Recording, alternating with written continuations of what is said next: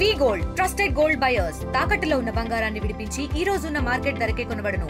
మరిన్ని వివరాలకు సంప్రదించండి 7710 నర్సాపురం మండలం గొంది గ్రామంలో ఆకతాయిలు రెచ్చిపోయారు. గ్రామంలోని ప్రాథమిక పాఠశాలకు సంబంధించి ఆ పాఠశాలలోకి కొంతమంది ఆకతాయిలు ప్రవేశించి విద్యార్థులకు సంబంధించి మధ్యాహ్న భోజన పథకంలో ఉపయోగించాల్సిన కోడిగుడ్లను తరగతి గదిలోనే పగలగొట్టారు. అంతేకాకుండా ఆ తరగతి గదిలో ఉన్న వైఫై, ఎలక్ట్రిక్ పరికరాలతో పాటు కంప్యూటర్కి సంబంధించిన భాగాలను కూడా ధ్వంసం చేసి బయటపడేస్తారు. అంతేకాకుండా బయట ఉన్న జాతీయ నాయకుల విగ్రహాలకు కూడా వారు పగలగొట్టిన పరిస్థితి కూడా నెలకొంది. అయితే గ్రామంలో ఈ విధంగా ఆకతాయిలు చేయడం పట్ల ప్రస్తుతం ఇది హాట్ టాపిక్గా మారింది. శని ఆదివారాలు వరుసగా సెలవులు రావడంతో ఈ 2 రోజుల్లో ఆకతాయిలు స్కూల్లోకి ప్రవేశించిన పరిస్థితి నెలకొంది. అయితే ఆకతాయిలు ఈ విధంగా చేయడం పట్ల విద్యార్థి సంఘాలు కూడా మండిపడుతున్న పరిస్థితి కూడా నెలకొంది. అంటే ఆకతాయిలు పాఠశాలలోకి ఏ విధంగా ప్రవేశించారనే దానిపై ప్రస్తుతం ఉత్కంఠగా మారింది.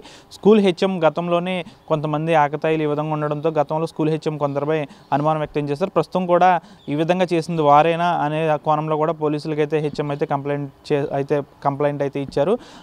ఎంతో ఉన్నతమైన సరస్వతి విద్యాలయాలుగా ఉండాల్సిన పాఠశాలలు ఈ విధంగా కొంతమంది ఆకతాయిలు ఏకంగా తరగతి గదిలోకి ప్రవేశించి ఈ విధంగా తరగతి గదిలో పరికరాలని ధ్వంసం చేయడం ఎంతవరకు కరెక్ట్ అనే దానిపై కూడా ప్రస్తుతం అయితే పెద్ద ఎత్తున అయితే విమర్శలు వెలువెత్తుతున్నాయి. ఆకతాయిలకు సంబంధించి ఎవరైనా దానిపై కూడా పోలీసులు అయితే ఎంక్వైరీ అయితే చేస్తున్నారు. చుట్టుపక్కల సీసీ కెమెరాలు లేకపోవడంతో నిందితులను పట్టుకోవడానికి కాస్త సమయం పెట్టవచ్చని అయితే పోలీసులు చెప్తున్నారు. ఇదేమన్నప్పటికీ కూడా గ్రామంలో ఉన్నత పాఠశాలకు సంబంధించి ఈ విధంగా ఆకతాయిలు లోపలికి ప్రవేశించి ఆ తరగతి గదిలోని ఎలక్ట్రిక్ పరికరాలతో పాటు కంప్యూటర్ భాగాలను కూడా వారు పగలగొట్టి బయటపడేశారు.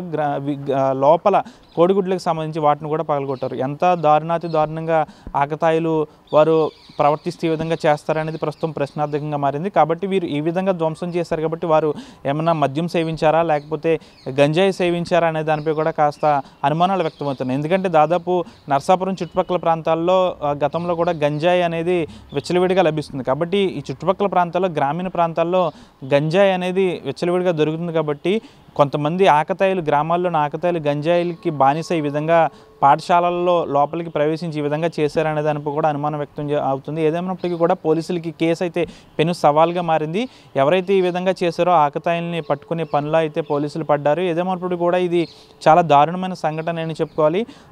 ఎవరైతే ఈ విధంగా చేశారో వారిని కఠినంగా శిక్షించాలంటూ విద్యార్థి సంఘ నాయకులతో పాటు గ్రామస్తులు కూడా కోరుతున్నారు. ఏదేమైనప్పటికీ కూడా ఇలాంటి సంఘటన మరొకసారి జరగకుండా ఉండాలంటే గ్రామాల్లో ఇలాంటి ఆకతాయిలకు తగిన బుద్ధి చెప్పాల్సిన అవసరం ఎంతైనా ఉంది. వారు ఆ విధంగా లోపలికి ప్రవేశించి ఆ విధంగా చేశారంటే తప్పనిసరిగా వారు మద్యమో లేకపోతే గంజాయి తప్పనిసరిగా సేవించి ఉంటారని అక్కడ స్థానికులు అయితే చెప్తున్నారు. పోలీసులు వీరిపై ఉక్కుపాదం మోపి ఇలాంటి సంఘటనలు మరొకసారి జరగకుండా ఈ విధంగా చేసిన ఆకతాయిలను కఠినంగా శిక్షించాలని అయితే వారందరూ కోరుతున్నారు. Video journalist Shekhar Manoj TV, పశ్చిమ గోదావరి జిల్లా భీమవరం నుంచి. తెలుగులో న్యూస్ కి ఫాస్టెస్ట్ యాప్ ఇప్పుడు టోటల్లీ న్యూ అవతార్లో జస్ట్ 5 seconds లో కంప్లీట్ న్యూస్. సోషల్ మీడియాలో ట్రెండ్స్ కి one stop solution. Live TV app voice search option తో ఇప్పుడే డౌన్లోడ్ చేయండి లేదా అప్డేట్ అయిపోండి. యాప్ లింక్ డిస్క్రిప్షన్ లో ఉంది.